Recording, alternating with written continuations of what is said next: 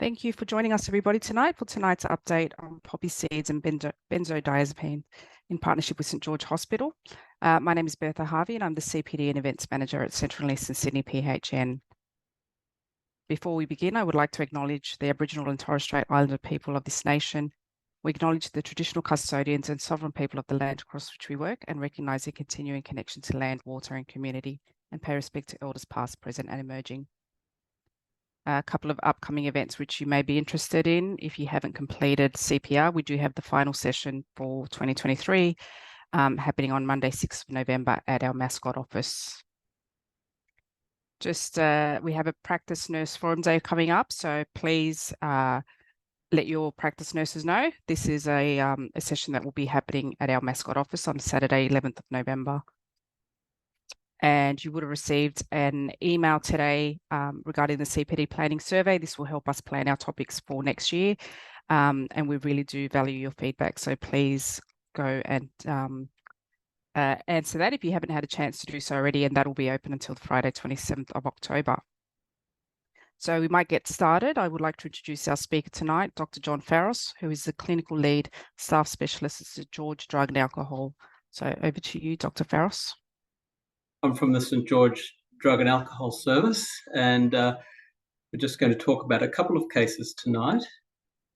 So we see quite a variety of substances of dependency at our clinic, and mostly IV drug use, heroin or alcohol, but we see people for a number of other causes, not a number of other addictions, nicotine, marijuana, stimulants, and we offer a variety of services. We have medical services to help people through withdrawal or abstinence therapies or replacement therapies, and we have counsellors, we have clinical nurse specialists and consultants. We have neuropsychologists. We're very lucky to have 2 neuropsychologists. We see a lot of people with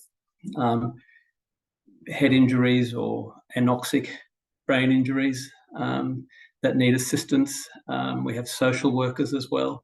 And we also run a hospital consult liaison service for people who come in for other reasons, not specifically for their addictions, but if they've come in for surgery and they need to be assisted through an alcohol withdrawal.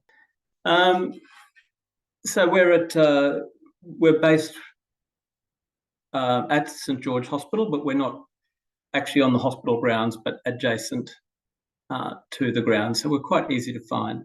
Don't try and park around there though, because it's a nightmare. And the first case I want to talk about tonight was James, and James is a 30-year-old male. He's unemployed and he lives with his partner. He doesn't have any children or family supports, and he actually self-referred. So when people come to our service, they can be referred through our intake line, and the details will come up at the end of this talk.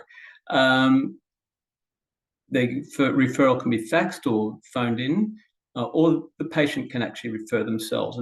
And often we like patients referring themselves just to get a little bit more history from them, find out what their motivation is and where they need to go. But this chap, James, he self-referred with a request to commence Buvidal. He'd done a little bit of internet research.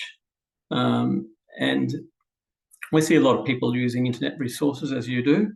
And some people come up with some great information and some people come up with some not so great information. Now, James had a motor vehicle accident in February this year, early this year, and he sustained injuries to his wrists, knees and back. And he had persistent pain investigated by his doctor, but he didn't return for the results. He didn't have a really good relationship with his GP. It was a very casual relationship, and and James is a little bit unusual, a little bit withdrawn. He decided that he wanted to have natural treatment, and the pain was the only thing that was bothering him. So he went on an internet search and found that poppy seed tea might be a very good preparation for him. And he found the instructions on the internet. Importantly, he didn't have any history of opioid use. So, in fact, he had a fairly slim substance history, irregular use of marijuana and alcohol, had smoked 20 cigarettes a day, no other illicit use, and no history of analgesic misuse. At the time of assessment, he'd had 4-month daily use of poppy seed tea, and he was using 500 grams of unwashed seeds daily, and he was drinking 200 mils of tea 3 times a day. So he was just titrating it, and he had a bit of fortitude, because I understand that poppy seed tea is not very pleasant. It's very bitter, and it doesn't sit very well. And the source of the poppy seeds, I couldn't quite believe it when he told us, but he was ordering it from Amazon, and he was getting 1 kilogram at a time. And I checked the price myself. You can get next day delivery of 1 kilogram of unwashed poppy seeds for $60. If you buy 2 kilograms, it's about $78. So, as opioids go, not expensive. One of the things he found, he was just unable to stop drinking the tea. When he stopped, he had very typical opioid withdrawal symptoms: nausea, vomiting, rhinorrhea, shivers, chills, disorientation, headaches, and generalized body aches. So fairly typical symptoms of withdrawal, and we needed that to help establish that he was dependent. And the other important thing was that his withdrawal symptoms resolved with reintroduction of drinking the tea. So he established himself that he was quite dependent on it, and he was becoming a little bit distressed. I think we've missed a slide. Yeah. Let's go back a second. No, I seem to have missed a slide. We spoke to him about what treatments he may have, and the Buvidal was certainly what he was interested in, and so there was no reason not to treat him with depo-buprenorphine. The guidelines do say that when people are starting depo-buprenorphine, if they're naive to it, you usually should start them on stabilize them on sublingual buprenorphine first. If someone has had treatment with it before, you can start using it straight away. But he was a little bit impatient, wanted to start it as soon as possible, and there didn't seem to be any reason not to go ahead with that. So when he came in to start treatment, he hadn't had any poppy seed tea since the middle of the day before, and he wasn't feeling very well. He had an opiate withdrawal score of 10, so it was quite marked, and he was feeling unwell. And he was given 4 milligrams of sublingual Suboxone, and 3 hours later, his withdrawal score was 4, and he was given 8 milligrams of Buvidal. That 8 milligrams is a weekly preparation, and there's a maximum that you can give of 32 milligrams in a week, and a starting dose can depend on what people have had before, but 8 milligrams is the lowest starting dose. He came back at day 5, and he had a 16 milligram of weekly formulation, and that held him for a full week, and he felt really well when he came back on day 12. No symptoms of withdrawal. He didn't have any sedation following his first 16 milligram dose. So we gave him another 16 milligrams, and a week later another 16. And then on day 27, we gave him 64 milligrams, which is the monthly formulation. And he's been on stable dosing since. He's also been referred to our counselling service, and part of that is to prepare for completion of treatment. His aim will be to be drug-free, hopefully early next year. And this is where having a GP could really help, because he could be treated in the community. There's been big changes in the PBS with buprenorphine treatment. It's now available on the PBS, and a lot of pharmacies are starting to give the injections. With a PRU application of the treatment can be completed by his GP, and the medication can be given at the local pharmacy. When it comes time to reducing, we could guide that very easily through phone contact with you, or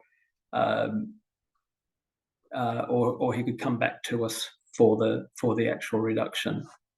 But there's a few different ways of reducing him off. One is just to stop the medication and treat him symptomatically.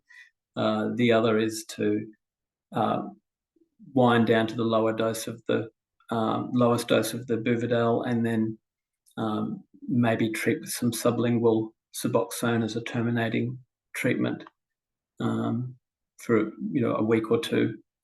But people tend to find it a lot easier to come off Buvidal than most of the other preparations of buprenorphine. And they're certainly much easier to come off it than methadone.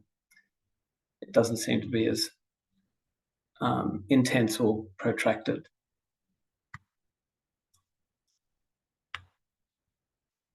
We had the second case I wanted to present was, we seem to be specialising 30-year-old males tonight. This Ryan. Now, Ryan lives in private accommodation with his partner and 4-year-old son, and he's a labourer. We actually know Ryan very well. He's been coming to St George Clinic for 5 years now, and he's been stable on 90 milligrams of methadone. He's been an intravenous drug user from 19 years of age, but from 19 years of age. He'd had a history of binge pattern of benzodiazepine use, and his consumption had been daily for the last 3 months, and he'd had an upcoming inquest. He'd been institutionalized as a young person, and the inquest was relating to neglect and abuse within an institution. And he found that really stressful, and using benzodiazepines was his way out. But it also caused a lot of problems for him in the past.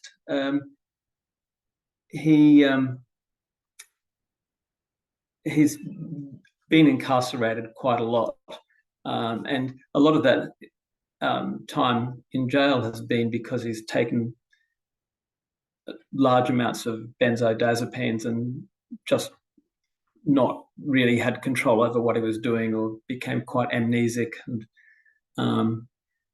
ended up getting arrested and not knowing what for. But he'd been stable for a long time, and he's actually not been in jail for the longest period in his adult life at the moment. Now, he said to me that he was taking up to 16 milligrams valprazolam a day. Now, that seems quite a lot. If you look at your benzodiazepine conversion scales, that's about equivalent to 320 milligrams of diazepam. And he said he was having this sourced from his GP and doctor shopping. Now, his examination and UDS confirmed history of benzodiazepine use. He was quite slurry, he was unsteady on his feet, his eyelids were droopy, his coordination wasn't great. He had very deliberate actions. He didn't look very well. But what he was telling me about the amount that he was using and what I could see on SafeScript wasn't really consistent with history. And he was unable to tell me where he was getting his benzodiazepines from. So you've got to be try and dig a little bit and find out how much people are taking, and not just taking their word for it, but try and find out where they're getting it, how much it's costing them, because the amount he was taking that he was telling me was probably a lot more than he really was. SafeScript's a really, really helpful tool with these patients as well. And you can identify where patients are being prescribed their benzodiazepines and where they're picking them up from. Now, because of the amount he said he was using, and because he was on methadone and he was unreliable, I wanted to put him in hospital to stabilize him on the benzodiazepine first before we looked at withdrawing him. But he refused that. He had a 4-year-old at home. He said he was getting some labouring work and he didn't want to miss out on that. But using benzodiazepines and labouring is probably not really the greatest combination. So we had to negotiate a little bit around how we were going to manage this. Now, he agreed to daily collection at the pharmacy with a view to reduction, and he agreed to regular point-of-care urine screens. We're able to we have fairly inexpensive urine screens for benzodiazepines and other drugs. We test for most of the major drug groups. So we started on a daily collection of diazepam 10 milligrams twice a day. Now, I thought he might not like that, but he was quite grateful. I think that he was certainly worried about where his benzodiazepines were coming from. Now, that's not a very big dose, but he stabilised on that quite well. So in retrospect, the right decision was made. And we agreed that he should reduce it by 2 milligrams every 2 to 3 weeks. Now, it's actually been a lot slower than that. We've probably reduced 2 milligrams every 3 to 4 weeks, but it has now reduced to 5 milligrams a day. And we've been stuck at 5 milligrams a day for about 4 weeks, but we'll look at a reduction. He's got his inquiry comes up in beginning of November, and we've agreed that we're going to look at further reductions after that. So the important notes: he needs a pharmacy. He needs to collect it daily. He can't be trusted with even 2 or 3 days at a time because he's got very poor coping mechanisms and he would just take everything at once.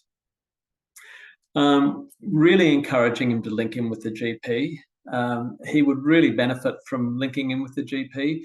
One, he could have his prescriptions done with a GP who is familiar with the local pharmacist.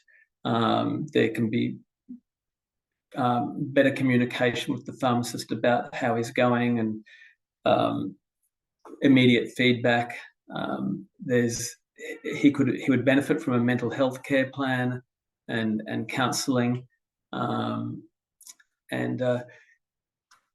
he really needs someone to keep a very close eye on him for when he slips up, because he's going to slip up in the future and you want to see it early. So the other important things is establish ground rules from the first visit. I think that's really important. You want a written contract, and you want to be really clear about where treatment is heading. These are the numbers to contact our department, and feel free to telephone the service if you want. If you've got someone in the practice and you want advice immediately. We have registrars on call, and there's a staff specialist there every day of the week. And if we can't return your call immediately, usually someone can, but there's always someone to talk to. When someone is referred to the service, it goes through a central intake number, which covers all of the South East Sydney Local Health District, and the patient will be referred to either Sutherland Hospital, St George Hospital, or the Langton Centre in Surrey Hills, depending on where they live. A comprehensive history is taken over the phone, and then an appointment is made for an assessment by a nursing staff, which is usually face-to-face, but during COVID, we've been doing a lot more telephone assessments. Once that assessment's made, a decision is made, usually in our multidisciplinary team meetings, of whether the patient should be referred to the medical stream, nursing stream, counselling stream, or social work. So there's a variety of resources, and sometimes people need 2 or 3 or all of those services. There is a 24-hour telephone service, DASAS, the Drug and Alcohol Specialist Advisory Service, and the numbers are on the screen, and they can be contacted any day of the week, any day of the year, any time. There's one of the other services we like to do in conjunction with local health providers is we do a lot of ambulatory alcohol withdrawals. So people who need medical management of their alcohol withdrawal but don't need to be in hospital can do an outpatient withdrawal through our service. And most of those we do by asking the patients to come in daily because we're giving them benzodiazepines daily. But we'd be very, very happy to do that in conjunction with their GP, where they could see their GP daily to collect medication. And they could collect the medication from their local pharmacy with the prescription being written. We just don't like people having a week's worth of diazepam given to them up front, but to collect it daily. And we could go through what the best way of doing that is. And follow up, if someone decides to go on anti-craving medication and they need follow-up liver function tests, they don't need to come to see us for that. They can do that with their own doctor. So can I ask a question to maybe get the ball rolling? If I had a patient who was, we wanted to do a shared care collaboration type thing, but I work part-time. So I work every second day effectively. How do practices manage that? And also, we're not a bulk billing practice, so there are patients who probably may perceive an advantage seeing you because they don't have to pay your service, but they would have to pay me to see me.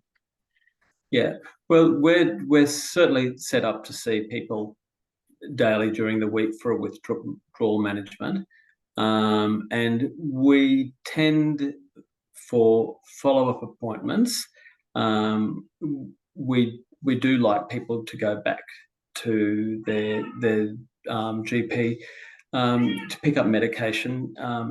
If they're on naltrexone for some months, it's not ideal for them to come into us for that, but it should be seen as a medication that they would get normally along with their cholesterol tablets or blood pressure tablets.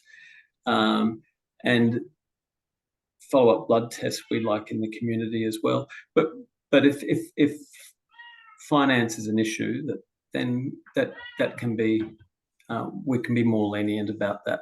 That's absolutely fine. But working second daily is often not. We don't see all of our patients every day for withdrawal programs. Sometimes we see them maybe 3 times during the program, because giving 2 or 3 days medication is fine. But as long as there's some sort of scrutiny along the way. Follow-up phone calls is important, and we do that all the time as well. I don't know if there's a lot of practices have practice nurses now who can make up those follow-up appointments just to find out, are you feeling okay? Are you feeling too sedated with the medication? Maybe you shouldn't take your 5 o'clock medication. That sort of thing. Is there anywhere GPs can go to learn how to do that community-assisted alcohol withdrawal? Well, that's a good question, because we do have in our ambulatory care unit at Langton, we do have nursing staff who will reach out to GPs and assist with that. So there are resources there. There's a question now, and it says, does Sutherland Hospital have their own drug and alcohol service, or do you cover both areas? No, Sutherland has their own. Dr. Lucy Harvey-Dodds is down there, and she's been there for quite some time. They also have clinical nurse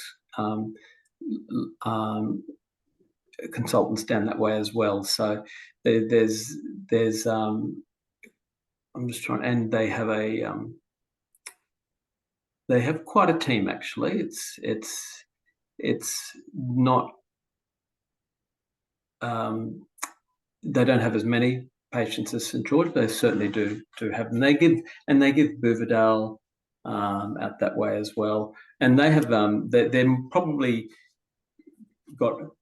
they've got very good links to pharmacies in the area as well. So if you're looking for places to send your patients for Suboxone or Buvidal or Methadone, they're a really good resource for that, because sometimes it's hard to find those places. You can ring the PRU, the Pharmacy Regulatory Unit, and ask them, and they have a list, but sometimes those lists are places that have put their hand up for methadone or buprenorphine, but may not actually be actively involved in it at the time. So it's always that there is such a great resource for those things. So you can ring up and say you've got a patient that's you've just inherited that's on methadone, and they've just come to the area, but they're travelling 4 suburbs for their methadone twice a week. Is there a pharmacy in the area? And they'll tell you. The I have to say, as a GP, I find the PRU really helpful. When you ring them to help sort out a problem, they're just so keen to assist and make sure that stuff is done under the proper regulations, but for the benefit of the patient and the community. So that's a really good reminder. And the pharmacists there are fantastic as well. They're really approachable. Yeah, and I guess it for people in the Sutherland area, they still have to ring the centralised intake anyway. So they'll get the patient will get allocated to the most appropriate service for where they live. Yeah, they will. I'm waiting for more questions, but in the meanwhile, can I hog you and ask one more question? I had a patient who was on really long-term benzodiazepines that had been prescribed by a psychiatrist after the death of a child 20 years ago. And I had to get her reviewed because she was on alprazolam. And so when the PBS authority changed, I couldn't prescribe it for her anymore without psychiatry review, which was great because she'd been really resistant to change, and this forced her to change. But So she was changed over to diazepam like you did. But then she was withdrawn really, really slowly, like by 1 milligram every month or two.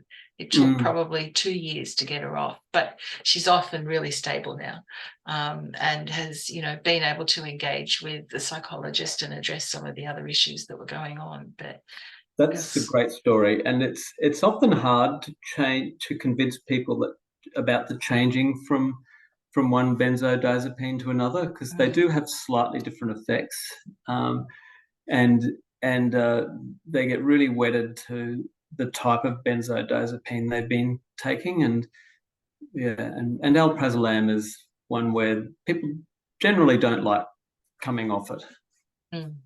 Yeah, it's hard to do coming off it rather than substituting and then bringing them down.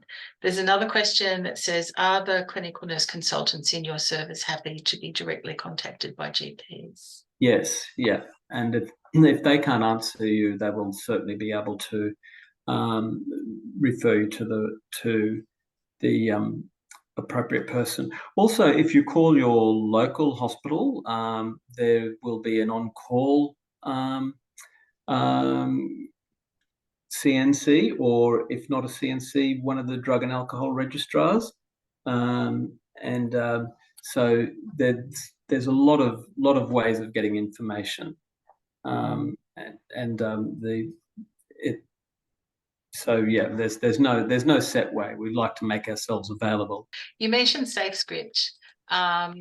And sometimes the GP will be faced with the situation where they are prescribing a medication for a patient and they get a SafeScript notification. And sometimes that just means the patient's had a script from another doctor in the same practice, or they've been to 2 different pharmacies for this script in the past, but sometimes it flags a problem.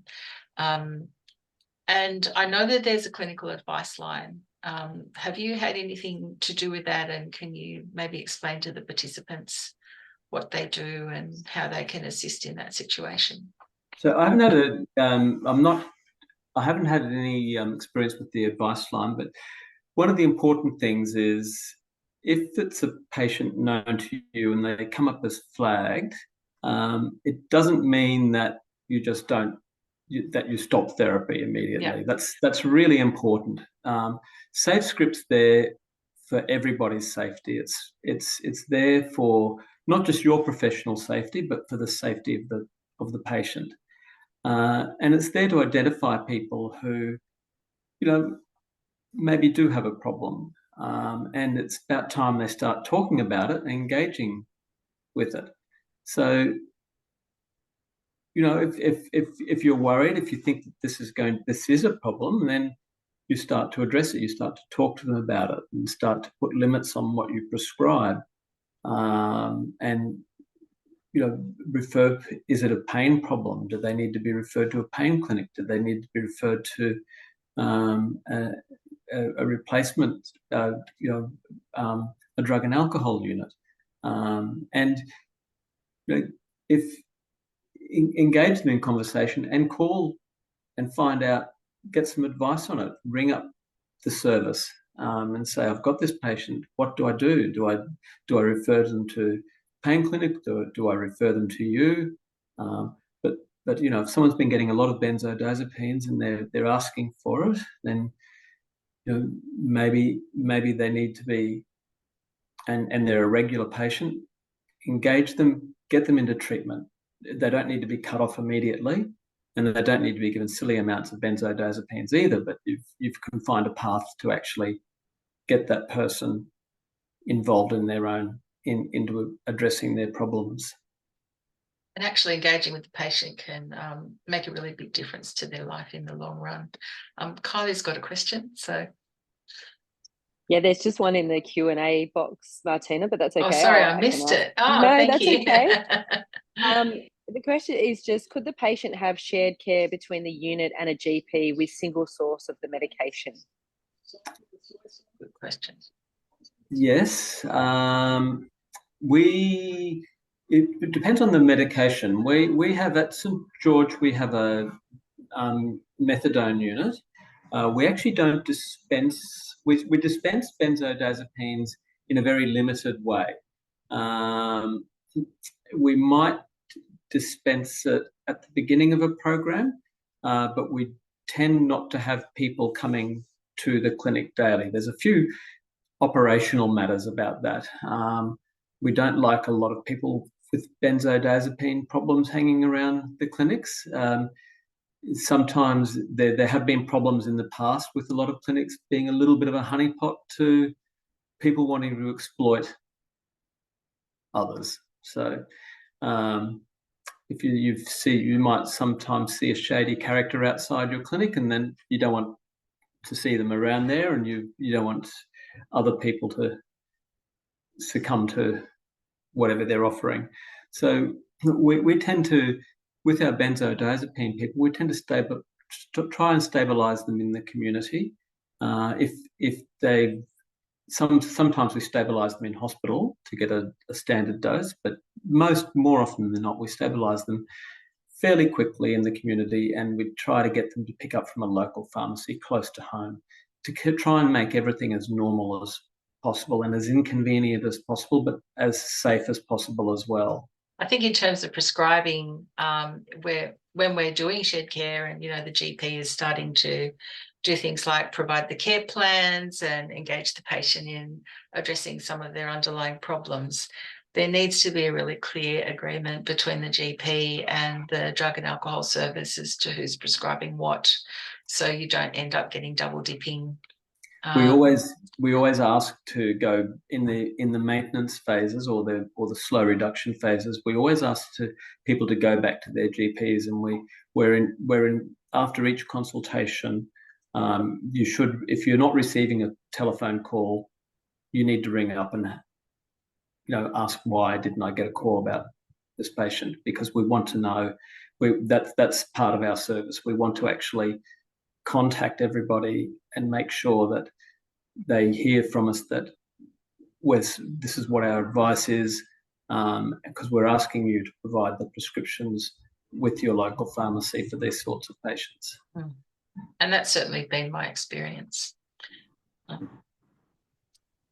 We might just give the GPs a few more minutes to type in some questions. In the meantime, I did want to introduce Paul Hardy, who is the Drug Health Manager at CESPN, who's going to talk about the GLAD project. Thanks, Paul. And I'll just share the screen.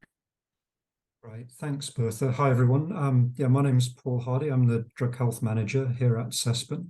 So I just wanted to pop in quickly at the end of the webinar just to let you know about another program that we commission that GPs can access if you've got patients presenting with alcohol and other drug concerns. So the GLAD program stands for GP Liaison in Alcohol and Other Drugs.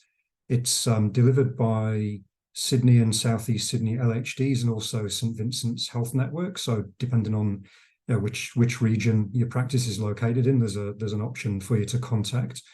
And each of those three organisations, we commission them to employ a clinical nurse consultant with specialist AOD knowledge. And they can provide clinical liaison services to GPs around patients with complex presentations.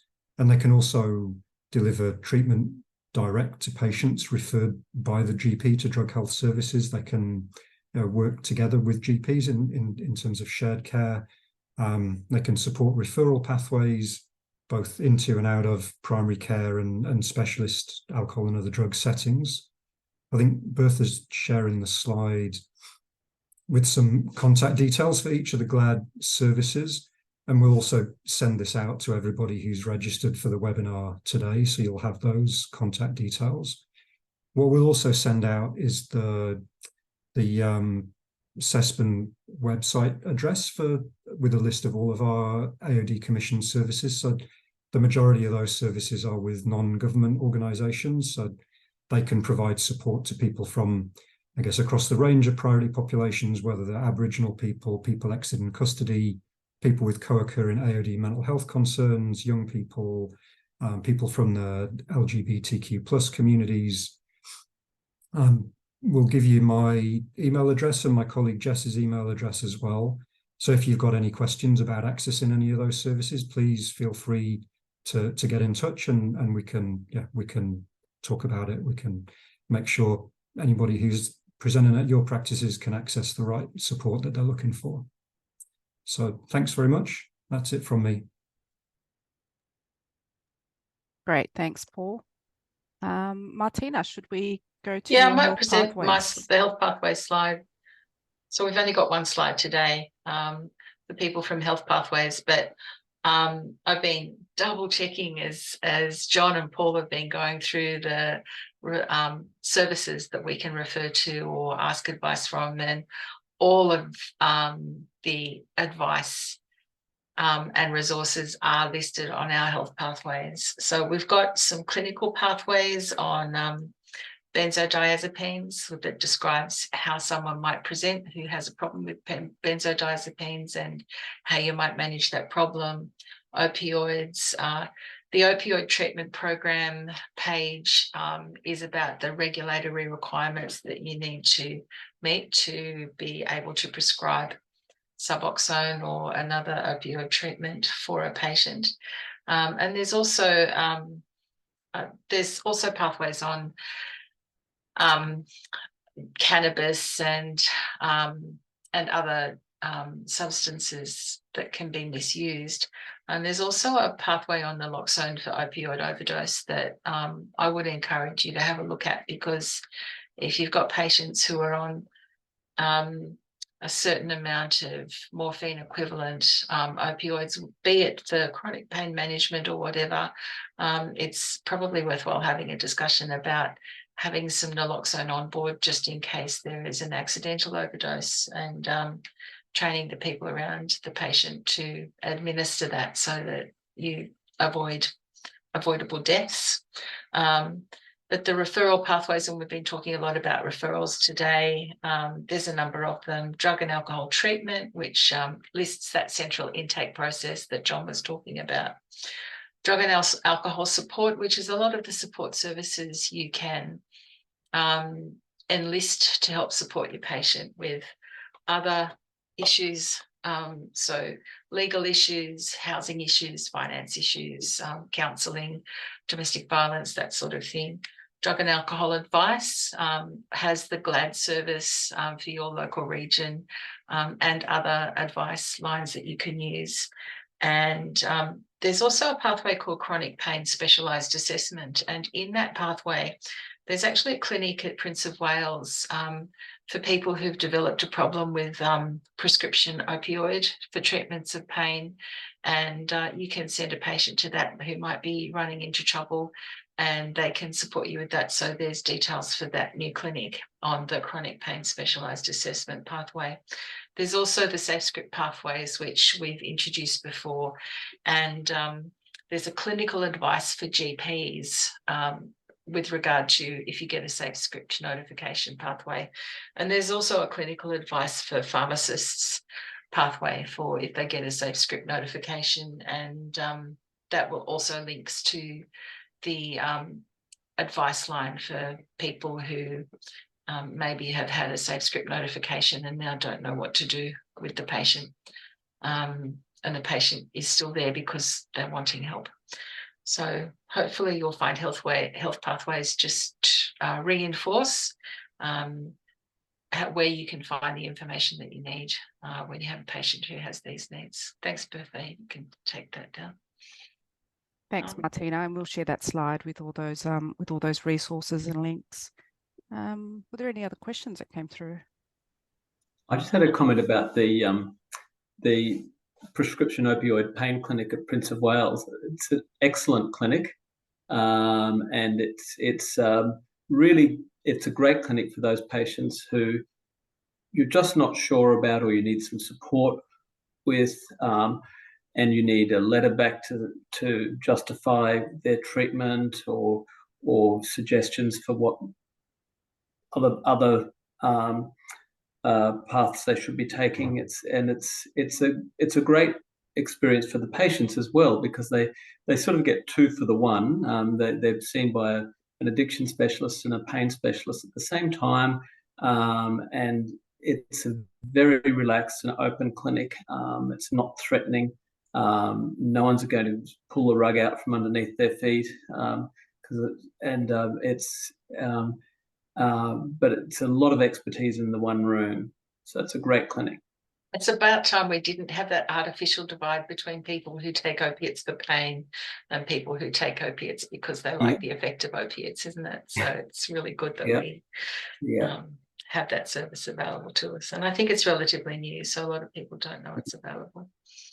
Thanks, Martina. If there's no other questions, then we will have an early mark. So I want to thank Dr. John Faros for presenting tonight, Dr. Martina Gleeson for facilitating the Q&A, and Paul for his information on the GLAD project. So we will send out those resources.